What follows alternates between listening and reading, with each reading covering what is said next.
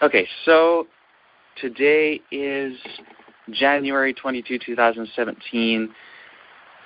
We're partway into a Sunday night meeting, and rather than having a regular social meeting, what we're doing is discussing certain things that have been mentioned in regard to what exactly qualifies a certain group to be a cult and that sort of thing. And so we're talking about different elements, and one of the things, there's a list, and I don't know if Rebecca, if you would want to mention the list or where it comes from and stuff like that again, or if anyone, Teresa, would like to. It doesn't really matter, but if people want to mention the information, feel free. I don't remember where it comes from to mention. Okay, so the second point in that list talked about how one of the aspects which is typical of cults, and again, that's using the term cult in the negative sense, as in a closed group which is separatist and potentially even dangerous and that sort of thing. So the second point that they had, which is common among such groups, is that there is an unquestionable authority. People are not supposed to question, and there's this authority, and that kind of sets the way it is, and everyone has to just accept that, and that's it, not to question it. And so one of the things that I've been mentioning is how that's actually entirely the opposite of what this message has been doing, but we've been promoting to really question everything, even the things upon which we have based our own religion. And people are encouraged to question the message itself and to question anything in relation to it. Like anything that anyone has an honest question about, by all means ask it. Because there's really no need to fear in asking questions, because if we ask in sincerity, really seeking to find the truth, if what we thought was wrong, well then, hey, asking will have led us to find the answer. And if what we thought was right, well then asking will only lead us to an investigation in which we will then determine the evidence in favor of it, again, provided it's actually correct, and then we will go from simply believing something without knowledge to actually knowing that it is true. So in either case, whether we're right or wrong or whatever the case may be, questioning is often it's the thing which guides someone to discern what is the truth. So we absolutely encourage it. And so, yeah, the question that you had asked, Rebecca, was, it seems as though I'm saying that now, but maybe past messengers were saying something different. And, there was a few things that I was wanting to clear up in regard to that. So first, in the things that I've said, I've always encouraged people to question, and absolutely and clearly and decidedly spoken against the idea of having an unquestionable authority. And actually, this is something I'm writing about right now in the article, What is Truth? I'm writing against the idea of having an unquestionable authority. And all the messengers in the past have promoted the same thing. It's, Paul, when he was teaching, he commended the Bereans because they didn't just accept what he said. They tested him. They checked it out to find out, is what he's saying really true? Ellen White promoted the same thing, and she even said that God would never expect us to believe something without evidence. So that's one aspect, and we'll get to the elements that Ellen White talks about. Victor Houghton taught the same thing. The Rodins, there's always questioning. Lois Rodin actually told the branches in her day to not spoon feed from her, because they always wanted to go and just kind of get the shortcut and get the answer. And she always said, no, don't spoon feed. And in this message, actually, just over a year ago, our Heavenly Family really made it clear to me that it's like, man, most people in the message don't really know how to study, so we need to incorporate actually going through and studying things within our own studies on the conference calls, because often what would happen is people would ask a question and I would try to just kind of put out information for them to be able to find the answer themselves. But people didn't want that. People wanted me to just give them the quick, short answer without having to study themselves, because that's just the faster, easier way to go. But I always veer away from that, because I recognize that it doesn't help for someone to believe something because I said it and they considered me to be a messenger. It's far more important for someone to know how to study and how to find out for themselves. And then maybe I can say things that will help them and acquaint them with information that they don't have, but they need to be able to learn to verify it and to know that it is true because it matches material reality, not just believe it because I said so. So that's one aspect. Another thing to clarify is the fact, wonderful, yeah. Teresa pulled up the statement from Ellen White that I referred to. This is, I think this is a devotional maybe or something. Anyway, it's a call to stand apart. I haven't found yet where the original statement comes from. It occurs in multiple places, though. How about the one there from Steps to Christ? Yeah. Yeah. That's it. Okay, so this is Steps to Christ, page 105. Paragraph 2. Paragraph 2. God never asks us to believe without giving sufficient evidence upon which to base our faith. His existence, His character, the truthfulness of His word are all established by testimony that appeals to our reason, and this testimony is abundant. Yet God has never removed the possibility of doubt. Our faith must rest upon evidence, not demonstration. Those who wish to doubt will have opportunity, while those who really desire to know the truth will find plenty of evidence on which to rest their faith. So it's interesting how Ellen White talks about how God never asks us to believe without giving sufficient evidence, and then she goes and lists some things, including His existence, His character, the truthfulness of His word, etc. So the fact that we're not supposed to just believe without having sufficient evidence, of course, implies that it's perfectly fine to question whether there is sufficient evidence. So that's, some of the things, and some of the things that that you referred to that Ellen White talks about in the testimonies, and which Teresa has brought out in the studies in the Timeless Testimonies YouTube channel. There's never anything in there where Ellen White teaches or where Teresa says not to question things, not to question whether the testimonies are true, not to question this, not to question that. What Ellen White does specifically speak against is doubting things in face of the evidence. And there's a section in Testimonies 5 called How to Receive Reproof, where she makes some of those statements, and a section on doubting the testimonies.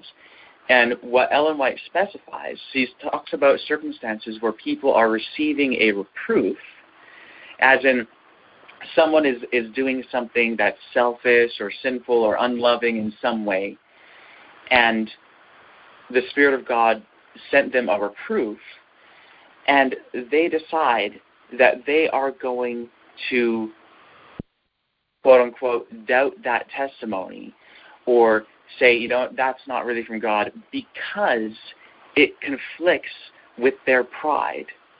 And so, in face of the evidence, they basically just dismiss the testimony that was sent to them for the very reason that they don't like it. And Ellen White, and I think I should just go to this passage. And actually, Teresa, would you mind grabbing my Testimonies 5 book? Yeah, the individual one? Yeah, the individual one. Thank you very much. Because in this, Ellen White talks about evidence, and she talks about exactly what she is rebuking. And it's specifically rejecting something that comes against their own pride and their own sin just because it goes against it in spite of the evidence. So that's when it's no longer reasonable to doubt something. We can question everything, but there does come a point where it's not reasonable to doubt something. It's possible to doubt everything, but it's not reasonable to doubt everything. Like, for instance, it's not reasonable to doubt the fact that Donald Trump was just inaugurated into the office of president and moved into the White House. It's okay to question whether that's true, but once you go through the evidence, it's no longer reasonable to doubt whether that's true. That's why in court, beyond reasonable doubt. So there's a such thing as reasonable doubt and unreasonable doubt. If someone wants to just doubt anything they can say, "Oh, I don't really think that it's the case that Donald Trump is now the president," or "I don't think that I really exist," or whatever. But at that point, it becomes simply denial of reality. So it's okay to question anything that we're honestly questioning because we're not aware of the evidence. But to continue to doubt in face of the evidence is where the problem is, and that's what Ellen White was rebuking. So I'm going to read a little bit from what she said just to make that clear. Okay, let's see here. Okay, so this is How to Receive Reproof. Testimonies for the Church, Volume 5, page 682.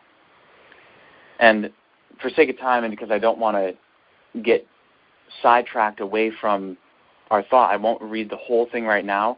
You can go and read the whole thing on your own, and we've read the whole thing together several times on the calls.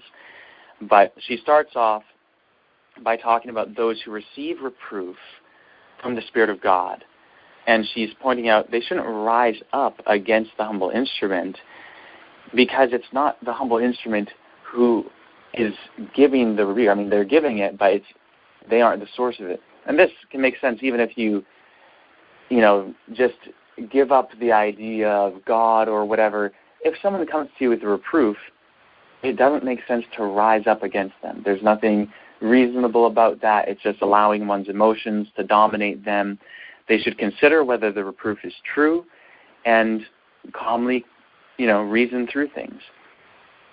So Ellen White talks about how, if someone is in the habit of yielding to temptation and indulging in sin, and I'll just read this. She says, "As man yields to temptation and indulges in sin, his mind becomes darkened." And that's most certainly the case. A good example is someone who is so used to cheating on their spouse that they just don't even think it's wrong anymore. And they don't even see how it really hurts their spouse or whatever. Their mind has become darkened to the reality of things because they've just continued to live in a way that's contrary to truth, and so they can't see truth for what it really is. So Ellen White continues, "The moral sense is perverted. The warnings of conscience are disregarded, and its voice is less clearly heard. He gradually loses the power to distinguish between right and wrong until he has no true sense of his standing before God." Now I'm going to go forward a little bit. She says, "When the Spirit of God, by message of reproof, declares this to be his condition," this being him being wretched, miserable, poor, blind, and naked. That's what she just quoted before this sentence. When the Spirit of God declares this to be his condition, he cannot see that the message is true. Again, why is it that he can't see that the message is true? Well, it's because his moral senses have been perverted. His mind has been accustomed to darkness because of continual living in sin. So he can't see that the message is true. So now here's the question.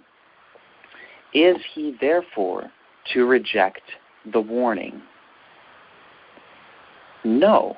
That's what Ellen White says next. He says, no. God has given sufficient evidence so that all who desire to do so may satisfy themselves as to the character of the testimonies. And having acknowledged them to be from God, it is their duty to accept reproof, even though they do not themselves see the sinfulness of their course. So, of course, someone there might say, oh, see, they're supposed to accept the reproof even though they don't see it. Therefore, this is promoting for people to just turn off their mind and don't question the testimony simply because it comes from a certain source. But if you'll notice, that's not what Ellen White says. She says that sufficient evidence has been given that they may satisfy themselves as to the character of the testimonies. And so she's saying, don't test the testimonies based on whether you can see your own sinfulness, because that's not testing it on evidence, that's testing it on your own character. So to test whether a message is true based on your own character doesn't really make much sense. So what she's simply pointing out is that if we want to test something, look at the abundance of evidence, and you can satisfy yourself as to the character of the evidence. Don't test it on something upon which you have a bias. This is why in court systems, they don't allow in a case where there is a judge who knows the people involved, and let's say it's the son of the judge or a family member of the judge, they won't have that judge that case. Why? Because that judge has bias. And so don't do an experiment where there's bias. Do experiments on points where you don't have the bias, and that's how you can find out the truth. And so, to kind of express that in a slightly different way and hopefully bring out another element to this, if I want to know whether, like, let's say there's someone who comes to me and they say that they have a message that's from God, and they tell me that, oh, well, you are doing this certain behavior in your life. You're eating a certain food and it's not good for you. Or let's say they're telling me, hey, you're being selfish in this area. Well, for me to test whether they are true based on whether I can see my own fault is really a dangerous position to put myself in. Why? Because I have a bias. No true experiment can be conducted with an active bias. And so I have to say, hey, wait a second, I should put that aside. Okay, sorry, we lost connection, and I'm in a different place now, and hopefully we'll retain the connection. So anyway, what I was attempting to get across is that if I want to conduct an actual, legitimate, honest experiment, I'm not going to conduct it on the point where I know I have a bias, because, well, I'm just setting myself up to do a dishonest experiment. So what I'll do is I'll say, well, this individual is coming saying they have a message, and they make certain claims. If their message is false, the claims will be false. If the message is true, the claims will be true. So I'm going to investigate that and study it. And then if I do so and I find that I can evidence that this individual actually has a message from God and that that's where they're getting their information, well, then at that point, I'll have to say, hey, you know what? They're rebuking me. They're saying I'm selfish in this area. Maybe I am, because I have to recognize that I've deceived myself before. I've been wrong about myself before, and because it's rebuking a sin of mine, I am likely to rise up against it. So basically, this is what I'd be faced with. Do I discount all the, let's just say I do 99 experiments which demonstrate that the message is of God and that the individual who claims to bear a message is actually of God, and that what they're saying is a message from God. If I have 99 experiments that can show me that, and then I have this one experiment on the area where I'm rebuked that I simply just don't see. I can't prove that the rebuke is false, but I just simply don't see it. Well, do I throw out the 99 experiments where I have no particular bias in favor of not wanting to be reproved? Or do I say, you know what, I have 99 experiments that shows me that this message is true and that this messenger is of God. Therefore, it would be totally wrong of me to reject this counsel or this reproof just because I have a bias and just ignore all these evidences. That's what Ellen White specifically rebukes here, and that's why she brings up the evidence in saying, again, God has given sufficient evidence so that all who desire to do so may satisfy themselves as to the character of the testimonies of God. It is, here we go, and having acknowledged them to be from God, in other words, you've done the tests, you have the sufficient evidence, and you acknowledge, yeah, this is from God, I have all the evidence. At that point, it is their duty to accept reproof, even though they do not themselves see the sinfulness of their course. And I'll say that I've been in that position, and guess what? When I accepted the reproof, because I had all the evidence and I knew that either I have to just deny all the evidence that I've seen in favor of my own sin, or I acknowledge that I have a bias in this area and that I have to side with the weight of evidence, it was only a matter of time before I could actually see that, oh, actually, the thing that I was reproved on, I needed a reproof on. And that really just demonstrated to me that it's true, that, hey, I can't just trust in my own perception of myself so much that I'm willing to deny a reproof that comes to me in an area upon which I have a bias and ignore a whole bunch of evidence. But notice, there's nothing in this where Ellen White says that it's wrong to question whether there is evidence to demonstrate the character of the testimonies. You know, there's many times when Ellen White talked about, and you can read this in regard to the stuff she said about 1888, there were people who were objecting to Jones and Wagner and saying, oh, they're teaching this stuff that goes against the pillars of our faith. And she said, hey, if the pillars of our faith are wrong, it is about time that we know it, or that we knew it. And so she's clearly, all throughout her writings, I mean, you can, if you want to do an honest experiment, you can ask the question, did Ellen White ever promote the idea that we are supposed to just blindly accept an authority for truth? Or did she promote judging all things by the weight of evidence as to what can be determined to be true? And I believe that anyone who honestly looks through Ellen White's writings and asks, what is her perspective on this issue, can clearly see that she outright and repeatedly promotes going with evidence, even if it means that she herself is wrong, even if it means that the pillars of the Adventist faith are wrong, and all of that. Victor Houteff stated the same thing. All the messengers state the same thing. In fact, this whole thing that we're into over the past few years, and especially the past several months, of questioning everything. Like, this is actually what we've been doing in all of our calls, and people are asking questions on whatever, and we say, hey, you know what, let's question that.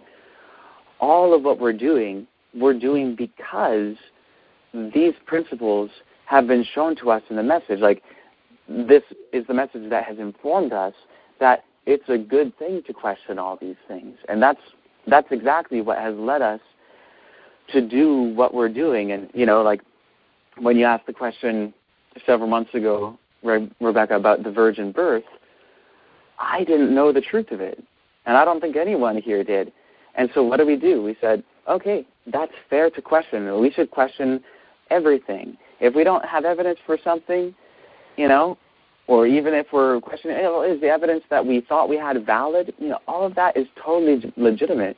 And so what do? Well, we all move forward together, asking serious questions, looking at evidence, being willing to question all of this stuff. This is actually simply what we do. It's been call after call after call for month after month after month. And I really think that there is every single bit of evidence that we have before us shows us that the message is in favor of questioning. It's not at all in favor of accepting something on mere quote-unquote authority. And it's, there's no evidence at all to suggest that the message has ever promoted anything like accepting authority without question and just kind of checking in our brains or anything like that. So I hope that helps to answer, that particular issue. Does that help, Rebecca?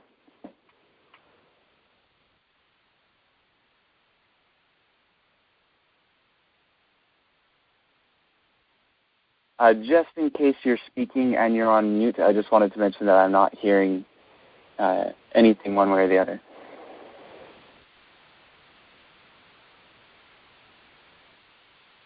Okay, I just want to check. Can anyone hear us? Yeah, Marionette can hear you. I hear you. We hear you, loud and clear. Okay, excellent. So, anyway, I hope that's helpful. I hope that you're on, Rebecca, and that you can hear this and everything. And if anyone wants to run a fresh experiment or a series of fresh experiments, anyone can put this to the test, and we've been doing this all along. Feel free, question anything in the message, and see if I or anyone in the message tries to prevent you from doing so, or saying that you shouldn't do so, or anything like that.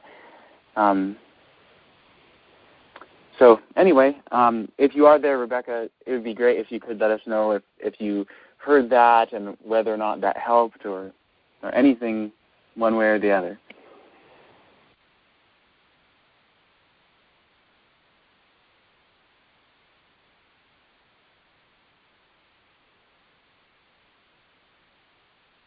It was clear.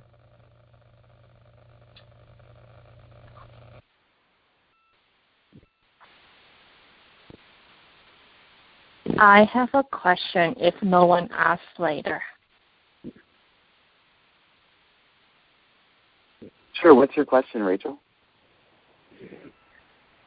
Okay. So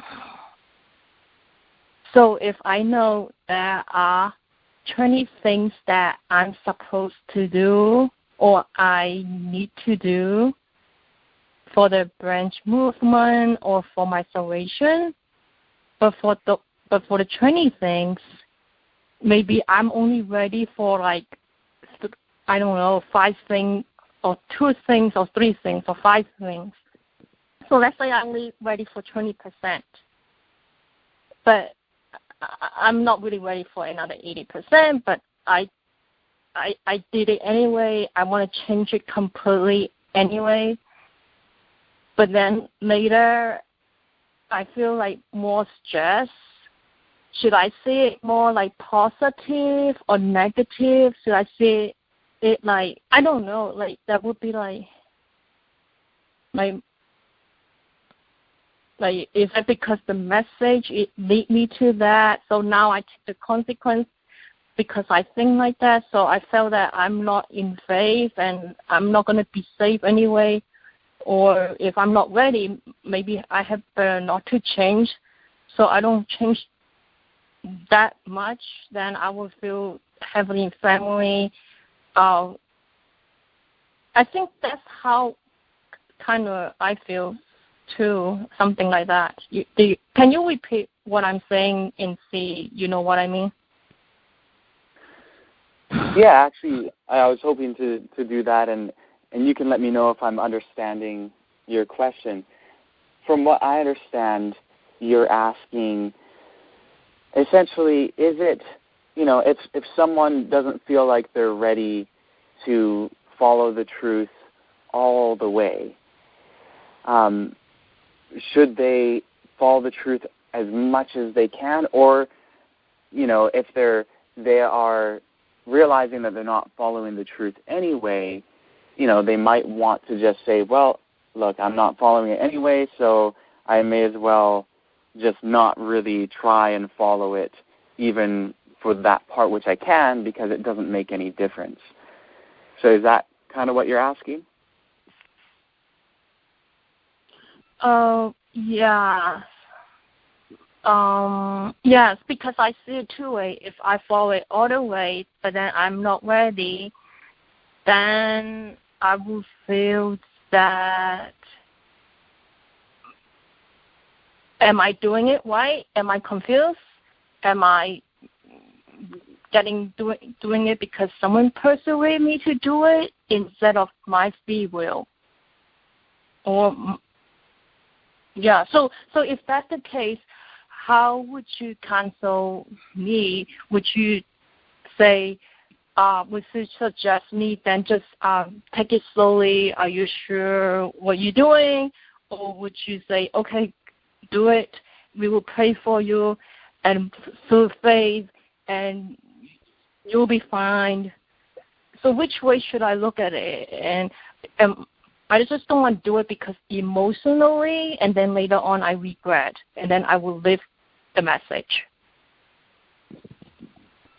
Sure. No, that's excellent question, and thank you for repeating and or expanding on that. So, and I'll repeat that too.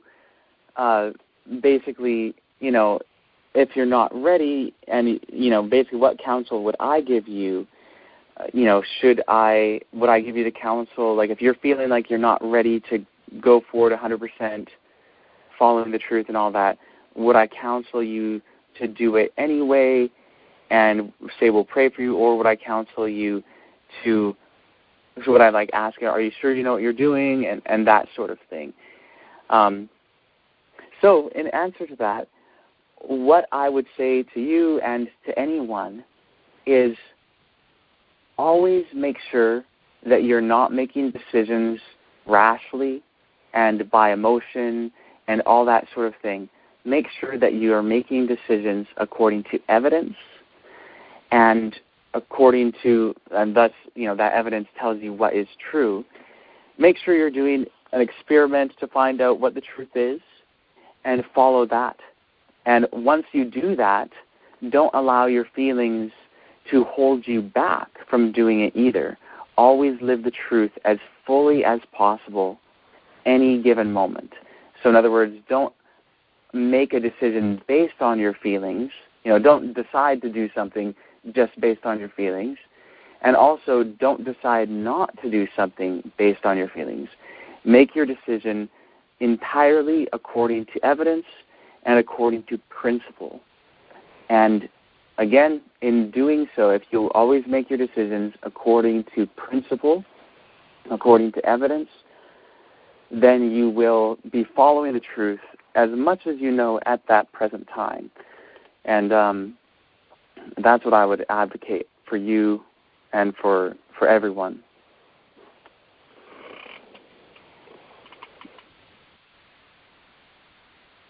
Thank you. Yeah, no problem. Toda Eloheinu. So I just wanted to ask again, in case, Rebecca, if you were knocked off the call or something like that, and you're back now, or whatever the case may be, or who knows if there was audio disturbance. It's hard to tell on conference calls what might be the reason for silence at different times. So I just wanted to ask, just in case you've been off the call or whatever, and then you got back on, and we're talking about something else, I'm wondering if you heard the response that basically the answer that I gave to your question, and whether it helped and that sort of thing.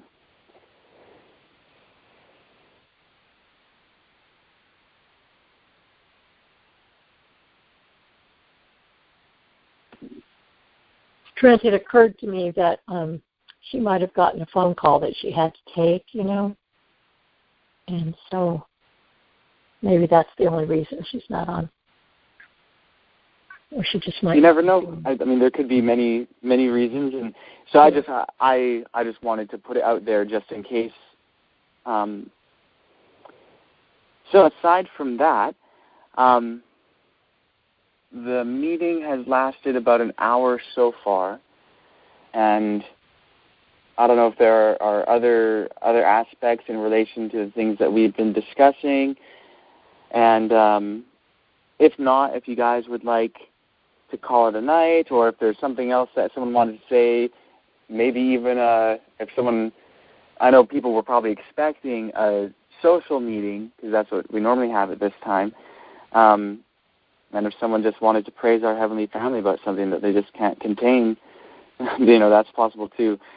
So, does anyone have any? Yes, I have a question. Go ahead. Sure. I was asked about love, and how do I exercise love to my brother and sister? How do you what? How do I exercise love, Love, to my brother and my sister? And how do I want others to exercise love to me?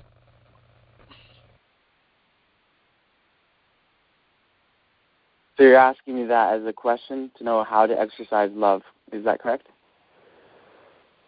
How does the Lord exercise love to us? And how are we expected to exercise love to each other? That is a wonderful question, and I suppose that one could go on for a long time explaining different ways that it might be manifested, but at the end of the day, the bottom line is that the way that one can express love for another person, I'll mention two elements that kind of encapsulate what it is. Well, first, actually, I'm going to do this slightly differently. I'm going to define what love is, because it's meaningless if we don't have an understanding of love, and then I'll express what can be done to express that. So, love is actually the principle, which is the care that someone has for another to the point of giving up themselves for the sake of another. In other words, it's putting the other person before yourself. It is considering the other person more highly than you consider yourself. Being willing to do what is best, or being willing and desirous to do what is best for the other person, even at cost to yourself. And actually doing what is best for the other person, even at cost for yourself. That's what love is. It's that principle, the principle of giving to others, even at cost to yourself.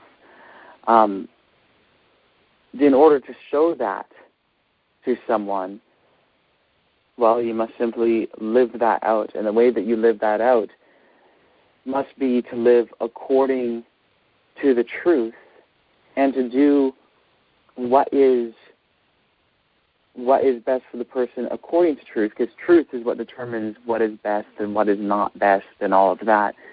And so you're willing to side with that, even if it grinds against you. So, for instance, if someone is doing something that will injure them, and they might be offended with you pointing it out and drawing their attention to the fact, like, hey, look, this could injure you, and they might be offended at that.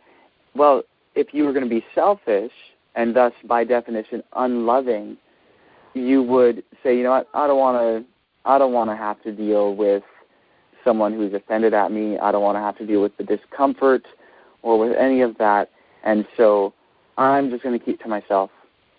That would be the selfish, unloving thing to do. The loving thing to do would be to say, you know what, I'm going to, warn this person of their danger or whatever it may be, in spite of my own personal discomfort in that, because I'm willing to take the risk of being in an uncomfortable circumstance myself for the benefit of the other person. That's one example. If the greatest example of love is to lay down your life for the sake of another. If someone's if someone's about to be shot, a way to show them your love is to jump in front of the bullet. It's to take the bullet for another person. That's an example of love, and there's many examples that could be given, but it all boils down to putting the other first and being willing to do what is right, what is best, what is according to truth for the individual, even if it means something negative for yourself. Did that answer your question? Yeah, I mean, it did, because that's the one thing that I was, saying in regards to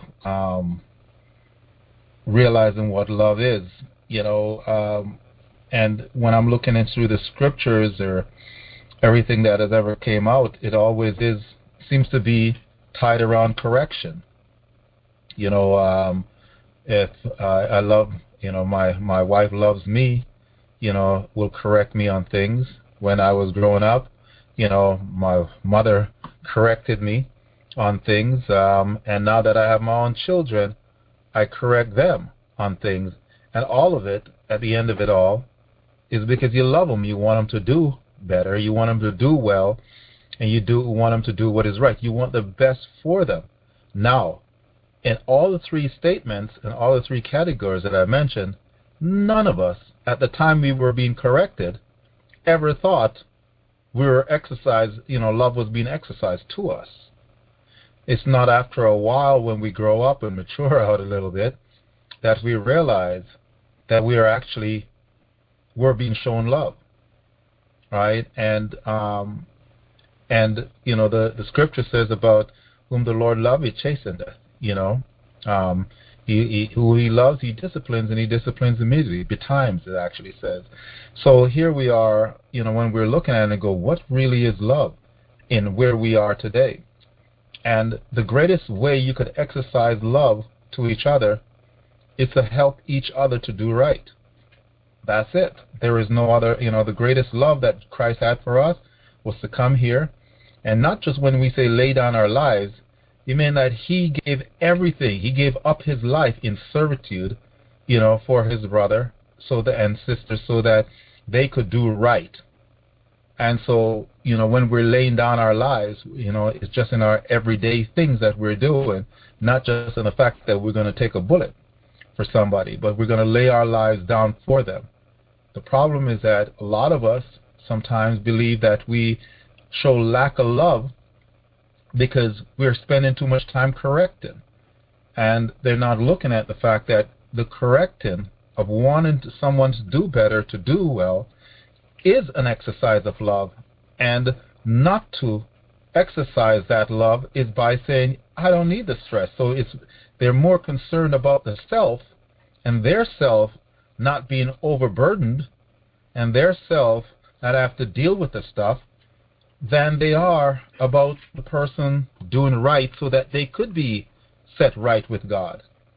And there's a statement, remember I mentioned before about the magician. It says, how much could you really hate me to know about this God whom you claim to be serving and that could give me life and yet not tell me about it?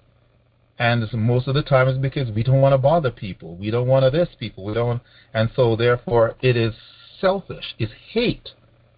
It's hate that I don't correct my child.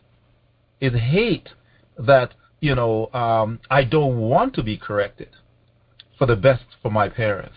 We spoke about that today. And so we keep missing the point, missing that the best exercise, because of the world of sin we're in right now, right? And the point of doing righteousness or being right with God demands reproof. It demands correction. And if we do love God and we love the truth, we look forward to being corrected, but it doesn't mean that we're going to take the correction always pleasantly when it happens. But we have to have a mindset to love correction, right? Because the people who are usually correcting, they don't enjoy doing the correction, but they enjoy the fact that the correction in itself is a means of saving your life. And a lot of times we misunderstand that, and we get caught up with emotions and feelings, right, and pride, and the pride all rises inside of there, where it's like, well, you're not showing love to me. Why? Because I'm not agreeing with everything that you say. I'm not pacifying your wants, and I'm not pacifying your desires, so I don't show love. If we disagree with something, and because I don't exercise all the emotional attachments to it, I'm showing a lack of love. When in actuality, the love is correcting the mistakes, period. If the evidence is there to make the correction, you correct it. You're not correcting hostility, not correcting in hatred and vengefulness. You're correcting it out of love. It's the lack of love that will make you actually walk away and not want to do it, because you're too self-serving and you don't want to make it come up, the weight come up on you and stuff. So, it's just one of those things. I just wanted to hear it again, from another voice outside of what my own thoughts and my own understanding has been from what we've been all taught. I agree with you, Michael, but I'm guilty of that. When I have a difference with somebody, I just want to get away from them. I don't want to deal with it. Part of because I don't really know how to love very well or to correct people. But that is my way I handle things. A lot of times I just quit talking to them. And that's not the loving thing to do. You got to keep. If they need correcting, no matter who they are, you should correct them, because that is part of love. I got a lot to learn on that one. And you got to do it right too. You can, if you do it in a wrong way, like you're saying, you can cause more trouble too. So anyway, I'm asking the Lord to teach me how to love. Yeah, my love is like a tsunami. It basically comes in and it drowns everybody, and then it goes back out. My kind of love sucks. So, it's a good question to ask about how to love, because I'm not the, run away kind of person. I'm the run at you kind of person. And basically, when I catch you, I drag you from that point forward. So my love is, it's a little bit more, it's not loving. It doesn't feel loving. It feels kind of angry. And, even though I want to, assist and possibly redirect the trajectory of their, current, pathway, it doesn't come across soft and patient and,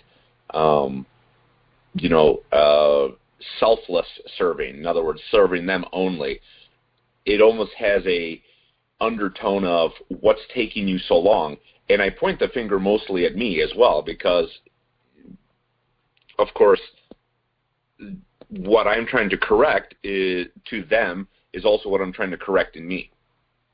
Amen. I can relate to that.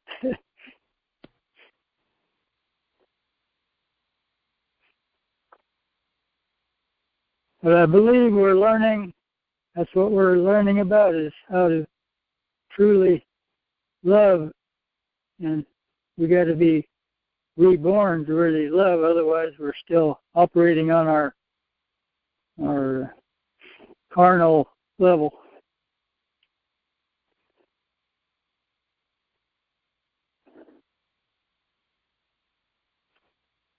Love is the heart of the message. Amen. It really, really sincerely is. I mean, everything that this is about is just addressing the fact that the world is such an unloving place. And the principles that we've been learning have the ability to bring love up into people, you know.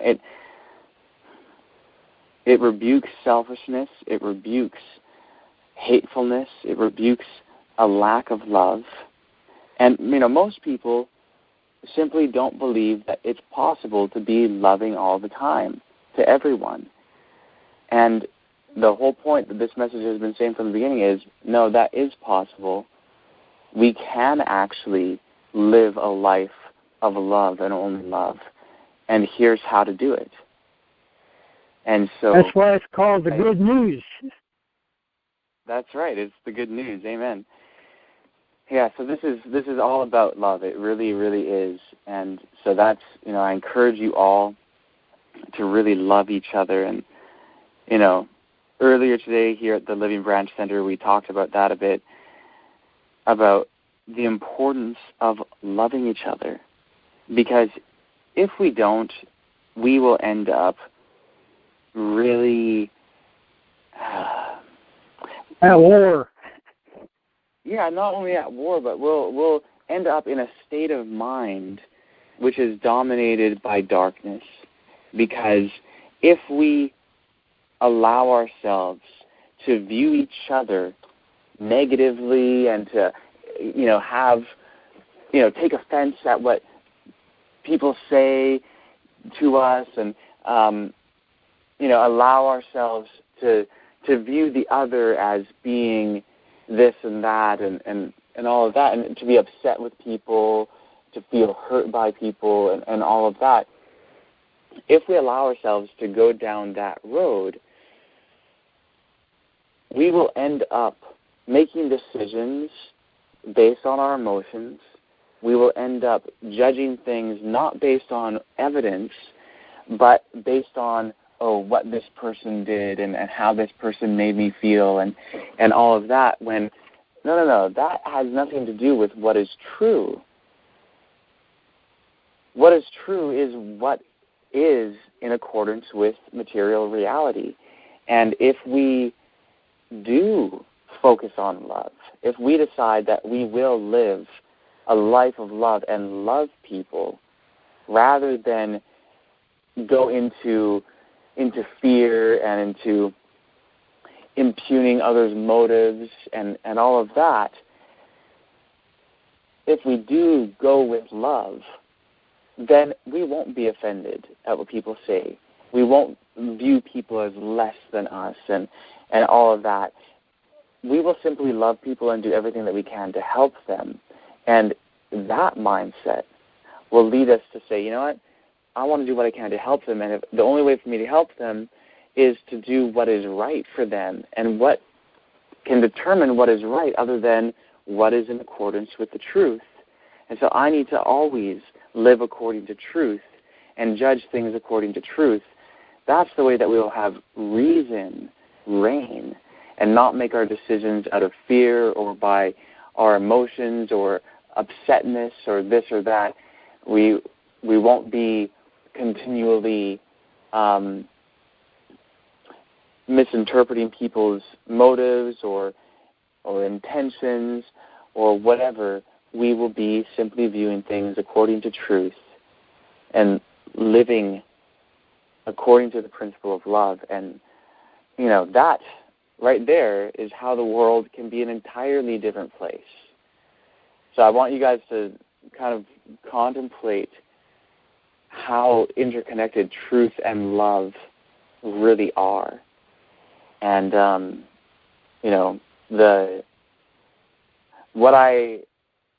the message that I'm burdened to proclaim to everyone here is to love each other. Seriously, love each other. Live with the principle of love foremost in your mind. And that can keep you from allowing all these other things. Perfect love casts out all fear. If you find yourself being fearful, making decisions off fear and all of that, recognize that, hey, wait a second, if I am living according to love, what do I have to fear? And so if you're living according to fear, you're not living according to love. And so love each other, and that will help you to judge things rightly. And to make do that, we've got to know that God loves us. That's why Sister White says to read 1 Corinthians 13 every day. And Brother Paul says, yet I show you a better way, even though you can speak with the tongues of angels and know all things. If you don't have love, all that other stuff is worthless. Absolutely. So anyway, it's we've been on for an hour and 22 minutes now. So I think we should start bringing the call to a close and that sort of thing. If anyone has anything else that they're, especially burdened from our Heavenly Family to communicate, then please do communicate it. And if not, would someone like to volunteer to thank our Heavenly Family? That's been my burden for a long time, just to learn how to love, because I know I don't. But anyway, I got a quick question. Do we love ourselves? We've got to love ourselves too, don't we? But do we love others more, as much as we love ourselves, or more? But we do. If we don't respect ourselves, don't take care of ourselves, that's part of it too, isn't it? Yeah, absolutely.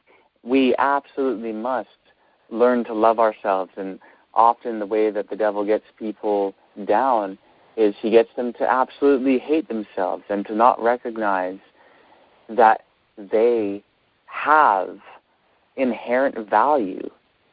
We all do. And, sometimes people like to say that we don't, and that we only have value because we are loved. That's not the case. Some people think that Ellen White teaches that. That's not the case at all. She actually says that Christ would not put so much on something that has no value. In other words, we have value. Just the fact that Amen. We are living beings with so much potential shows that we have so much value. And so, when you see your own sinfulness and you see your selfishness and everything, hate your selfishness, absolutely. Hate your sin, hate all of that. Hate your sinful self, so to speak. But don't hate yourself. Don't hate your identity. Don't hate your own potential, your own life, your own, all of that, the things that uniquely make you you. Don't hate that, because you are valuable.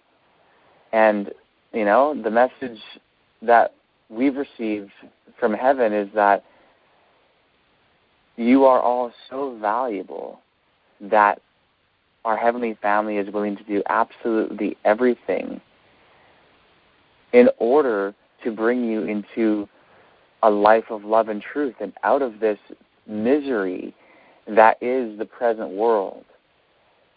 And so that's why Christ, the Son of God, was willing to come to this planet and to live a life teaching us the principles of truth and love and showing love in all of his actions. And in spite of that, he was killed, but he was willing to do that. He was willing to go to the death of the cross. Why? Because that's how much he loves us. And that love is the love that our Heavenly Family has put in me toward you guys as well. And I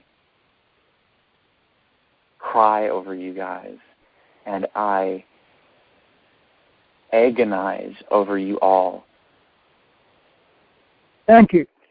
Because I recognize that we are in a war and that the devil is desperately trying to rob you all of life and love and hope and joy and everything that is good under and above the sun.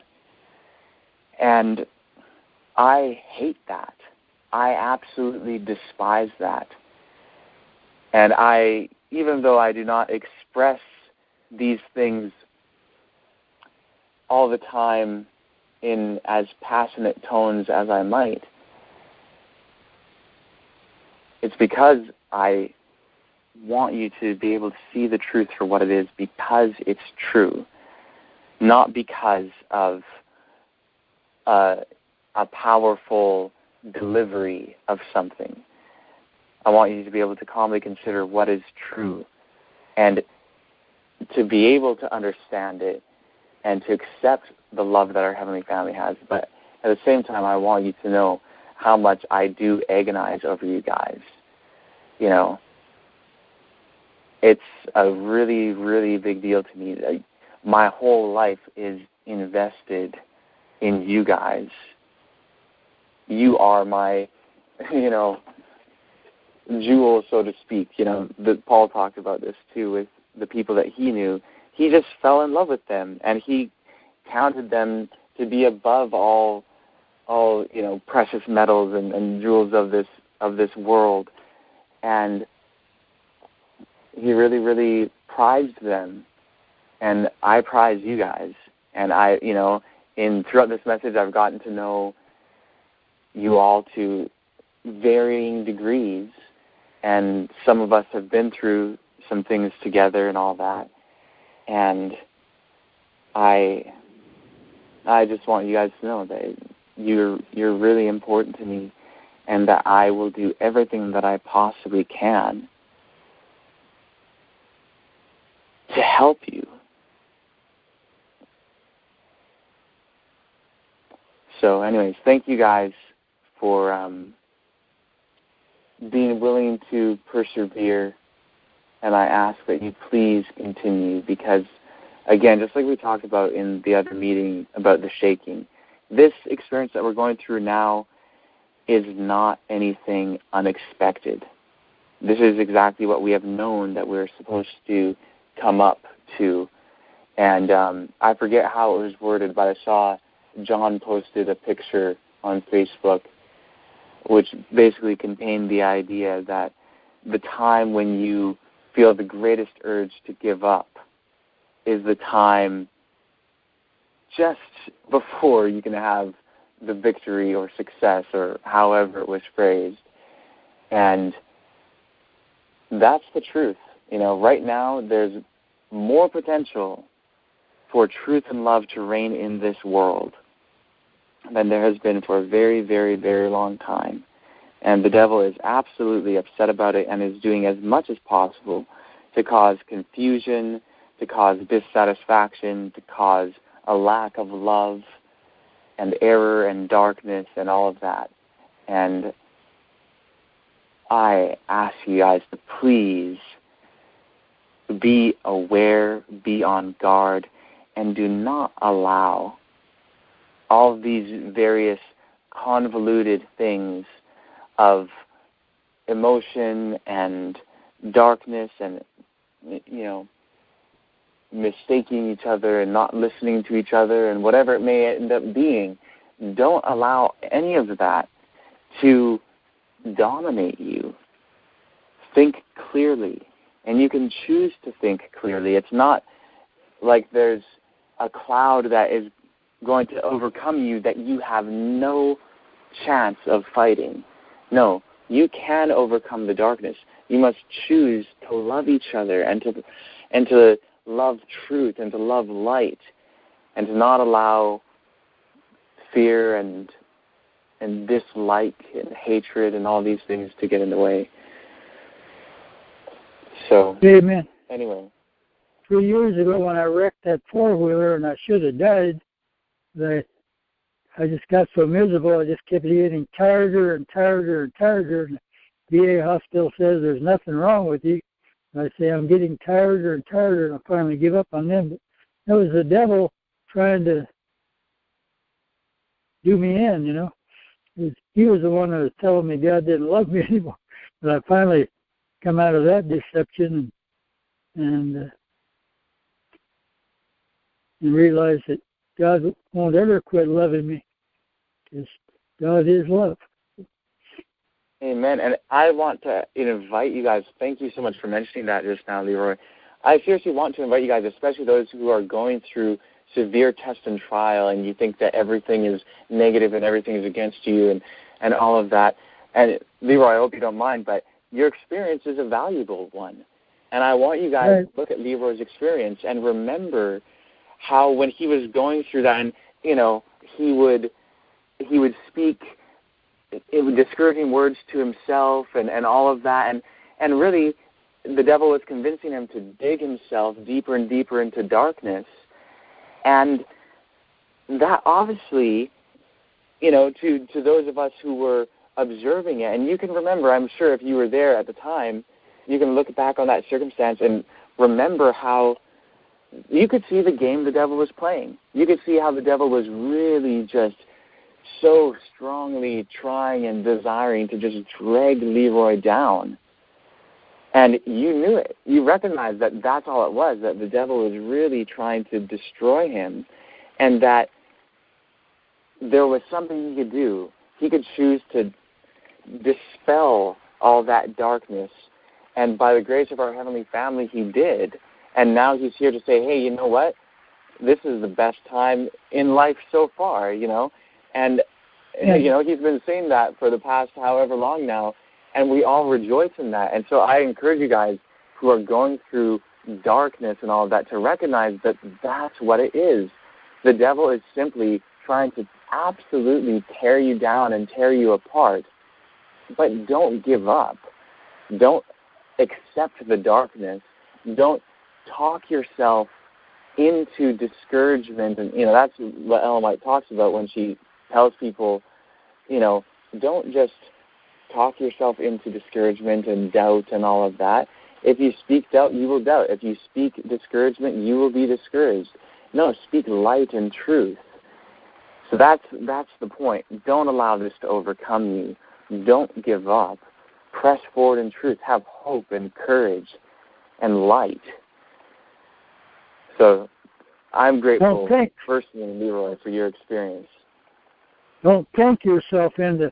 I was trying to put myself in a rest home, but unfortunately that didn't work. And I was thinking about suicide, but I didn't want to do it where anybody would know that I did it. But anyway, the Lord kept me from doing those things, and now I'm thankful for that experience because I learned a lot. Amen. And honestly, Leroy, you bearing the testimony of going through that and refusing ultimately to give into that darkness and to follow the truth, that testimony in itself may be the salvation of others. Amen. And so, thank you, Heavenly Family. I was so sorry, when you're going through that, I was so burdened over and all of that, but I am now so grateful that you went through that, and I'm sure that you probably are already, and doubtless will be grateful, especially if it ends up resulting in the salvation of another. Right. I would call the branch, you guys, to pray for me when I was especially things are really going bad. And when it would get better just from knowing somebody prayed for me, and I could tell a difference, after I prayed when I was at my wit's end.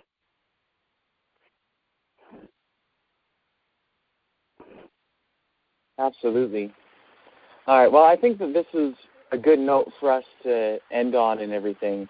Would someone like to thank our Heavenly Family, and then we'll close off the meeting?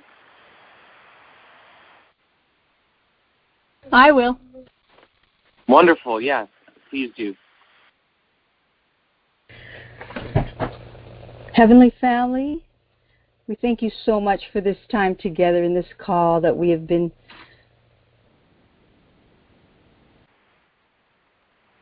Are you there, Anna? Yeah, it must have cut out. That's quite unfortunate that kind of cut out there. But, well, Heavenly Family, I just want to say that I'm very appreciative of everything that you've been doing. And thank you. Thank you so much. Please, God, help us to view things in terms of light and in terms of truth rather than darkness and error. Help us to love each other and uplift one another and to see all things as they really are. Thank you so very much. We ask. Thank you that we know we have a Heavenly Family that they're just like us. Amen. Amen. Toda Eloheinu. We ask all this b'shem tzemach, in the name of branch.